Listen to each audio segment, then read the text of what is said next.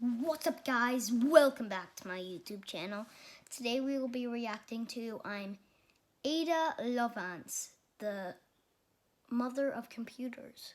That sounds very interesting, so let's Hey friends, I'm Ada, and I was the first computer programmer ever. I was born on the 10th of December, 1815, in a super rich family in London and lived with my governess, the servants, and a pet cat, Mrs. Puff, in a huge mansion in the countryside. My mom was a very famous social worker and was mostly away, but whenever she'd return home, I'd try my best to make the most of it. Mom, I made this drawing for you. Mom, I learned to ride a unicycle. Isn't it cool? Look, I can walk upside down. It was like everything I did was to impress Mom. Ada, I don't want you wasting your time in these senseless things. Darling, you are made for greatness. I will have the best tutors in the world for you. Mom was pretty bent on making me stop wasting my time, so she hired an army of tutors to teach me at home. I was being taught everything, from mathematics to astronomy, from literature to history. I was even learning French and Spanish. But I just couldn't sit through the lessons.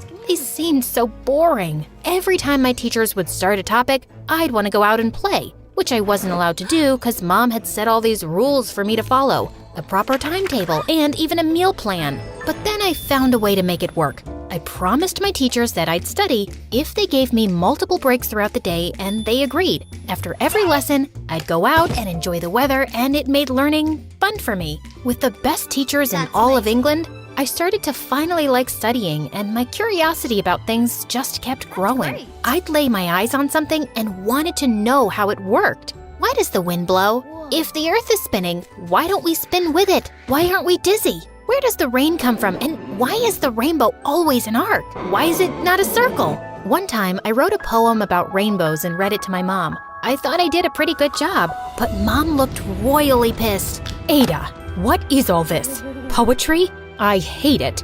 I am giving you this lavish life, far away from all the worries and troubles of the world, and you waste your time writing poems of all things? I hate poems.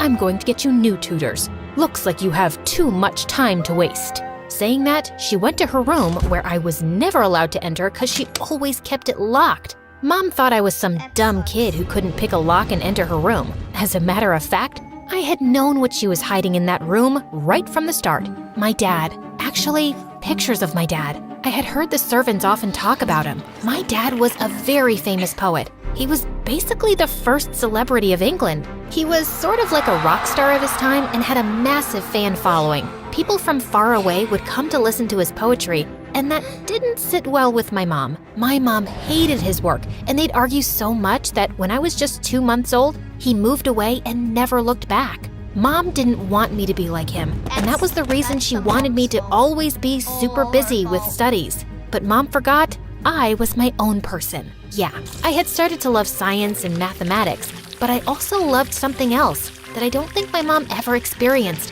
Having fun. Like everyone knows how fun Kinder Bueno. Come on, you know what's not fun? This is not fun. it is to play in the mud and run like crazy in the rain. But for Mom, it was a big no-no. She would constantly be telling me to sit, stand, eat, and even breathe like a proper lady. One time, when I was about 12, we had a party at our place, and Mom made me wear the most uncomfortable dress ever.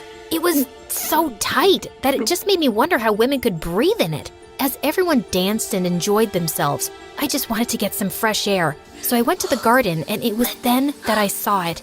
A nest on a tree. It was about to fall. I quickly got into action and climbed the tree. Thank God Mom wasn't there. But then, out of nowhere, I heard her yell. Dear God, Ada, what in the world? You are wearing such an expensive dress. Ugh, it's ruined now. I held this party to introduce you to Augustus, the best math teacher in all of Britain, and this is how you behave? But Mom, the little birdie's nest was about to fall. I had to fix it. This nest was more important than this stupid dress or anyone else. You see, my lady, why I was refusing to tutor your daughter. Math, science, these are not the fields women should worry about. I suggest you teach her how to cook, clean, and yes, some manners too. Saying that, the man left, and Mom, wow, she literally went berserk, and I got the lecture of a lifetime. And it was then that it happened. I felt a shooting pain in my head, and then everything turned dark. When I woke up, I was in my bed, and it turned out I had a headache called a migraine. I was put on bed rest for not just 1 or 2 days, but for a whole year. Just in the first week, I felt like I was gonna go crazy from boredom. I had solved tons and tons of puzzles, played all the board games in the house with the servants, read so many books, and I was still bored. But then one day I saw something amazing. The nest that I had saved had chicks. I was so happy over the coming weeks. I saw each chick, one by one, leaving the nest, and it was because of them that I fell in love with flying. I poured my heart into researching how to fly and called the subject flyology. I gathered supplies and even built wings. I so wanted to try them on and see if I could fly. But Mom, she thought it was a waste of time thinking about a machine that could never be made. In reality, if Mom could only see the world now. When I turned 14, Mom introduced me to my new teacher, Mary. She was a mathematics genius, and it was because of her that my love for the field of mathematics just grew. One time when Mary was done with her class, she forgot her advanced math book at my place. Since back in the day we didn't have TV or smartphones, I was just bored, so I started solving the equations. And the next week when Mary visited, she was stunned. Who helped you? There is no way you did it yourself. This is practically the hardest math question. Hardest? It was easy peasy. Hearing my answer, Mary went deep into thought, and when she visited me the next week, she had a gentleman with her who looked familiar. It was Augustus, the man who thought women couldn't do math, and now he wanted to be my teacher? But I didn't. I was about to tell him to leave, but couldn't because Mom was going all gaga over him. She really wanted him to be my tutor. So in the end, I agreed, but I made sure to push his buttons every now and then. So, I have a question. It's a math question, very hard. You asked one silly question just 5 minutes ago. Fine, ask away. Why can't a nose be 12 inches long? What kind of question is this? Because then it would be a foot. But it was funny. I guess I needed to cut some Augustus some slack. He was a nice guy and taught me everything I needed to know about math. I know I was his favorite student. He never said it himself, but I did find his letters in Mom's drawer one time in which he told Mom that I had the potential to be one of the greatest mathematician minds in the world. One time when I was 17, Mom and I were invited to Mary's house for a ball. She was getting engaged, and to be honest, the party was boring. Like, there was no one I could talk to. All the girls my age wanted to talk about were boys, babies, and baking. Oh my, look at your 9 o'clock. No, 3 o'clock. That guy is totally checking you out. Wave your fan. Say hi to him with your fan. Ah, sweet lady, you look so pretty tonight. My thoughts about you keep multiplying by 10. I hear you love numbers. So, how about we dance? Cringe. I need something to eat. I feel like I'll faint if I don't eat something fast. Saying that, I hurried to the food table, and just as I grabbed the last donut, someone else took it. And when I saw who it was, I felt like a deer in the headlights. It was Charles Babbage, a science genius who had been building a giant calculating engine, or as you call it today, a computer. Oh my God, a big fan of your work. I was wondering if you could dance? No, thank you. What? No, not dance. I wanted to see your machine. I've heard so much about it. I want to work with you. Work? With me? That's cute. Please excuse me. What huh? Well, I was determined to see his invention, and when I told Mom, she pulled some strings, and Charles had to finally invite me to a showing of his machine, which was still not complete. The moment I laid my eyes on it, I was in absolute awe. The man was a genius. His machines had like 25,000 parts, and once complete, could perform all types of complex calculations. The man was working on the very first computer, and I wanted to learn from him. It's marvelous. I have never seen anything like this in my whole life. How about you teach me about this marvelous machine, and I can help you make it better? Oh, wow. You think you can just make it, better? I have spent years and years working on this, and you think you can make it better? No way. Are you always such a jerk, or do you just show off when I'm around? And by the way, why do you have to repeat the same steps over and over again for a simple addition? Saying that, I turned to leave, but I guess what I said made perfect sense to him, and he stopped me in my tracks. The repeating steps again and again. It was on my mind, but no one, not even the best scientists, could understand that part. But you did. You really want to learn from me. Help me make this machine better? Fine. I'll have you as an apprentice. But only if you first translate the manual book for the machine from French to English. OMG, was this really happening? Oh, yes, it was. I was pretty glad Mom had me take French classes when I was a kid. It took me 9 months to translate the piles and piles of notes. As I understood his designs more and more, I added my own notes on how to make things better. By the time I was done translating, I had over 30 notebooks. But it was all worth it, because I realized Charles's machine, when finished, could even print, create graphics, play music, all along doing complex calculations. The man had hit the jackpot. But when Charles saw my notes, he looked confused. I was so sure I did everything right.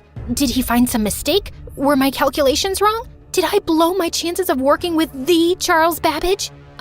Look, I can do it again. Do it again? Nonsense. Ada, this is extraordinary. Everything you've written makes so much sense. With you by my side, I am so sure this machine will be a success and even better. Charles was so happy with my work that he started calling me the magician of numbers. He even got my notes printed and distributed to all the mathematicians and scientists in England. It was incredible. Just like Charles, I didn't go to school, college, or university, and here I was, standing shoulder to shoulder with the greatest minds of all time. After that, there was no stopping me. I officially started working with Charles, and he not only became my mentor, but also my best friend. Soon, we decided to make a new machine called the Analytical Engine. While working with Charles, I developed the first algorithm ever. It could calculate advanced algebra equations. Together with my algorithm and Charles's machine, we were creating the world's first mechanical computer. A few years later, I got married and had 3 children, but I still worked with Charles, even from home. Every day I'd write letters to him since he lived nearby. We were exchanging letters like 6 times a day. It was totally like texting. One day I was home with my kids when I got the worst news ever. Mom was sick, so I visited her. I stayed with Mom for a week, and it was during those days that I told her about what I had been working on.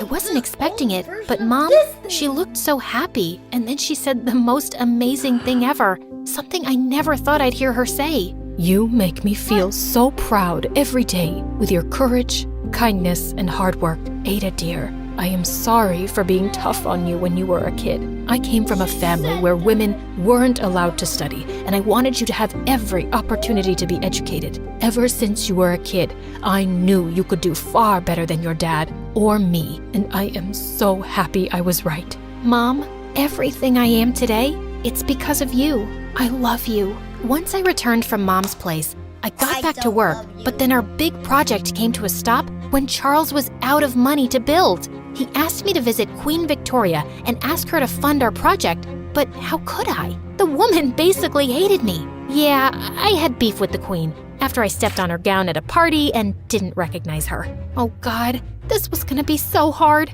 but I had to do it. For Charles. I went to see the Queen and explained everything to her. I wasn't expecting it, but she agreed to help me. I was ecstatic, and when I broke the news to Charles, he was thrilled. Oh my God, thank you so much. Ada, how can I ever repay the favor? How about you make me the CEO of Babbage's machine? CEO? You can be chairman, president, anything you want. Because it's a fact, Ada, with your code, this machine will reach new heights. I was coding computer programs before there were even computers and before it was cool. 100 years later, the work I did with Charles was finally recognized and became the basis for the invention of the first modern computer and the basis for the machine you are watching me on right now. In the late 1970s, the United States Army created a programming language called Ada to honor my work in the programming field. Every year, on the second Tuesday of October, people around the world celebrate women who work in STEM on Ada Lovelace Day. So don't forget to celebrate it next year. Ada would love that, don't you think? Okay.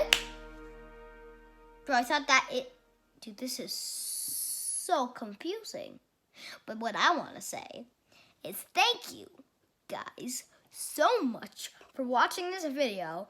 Like and subscribe, and I'll see you guys next time. Bye.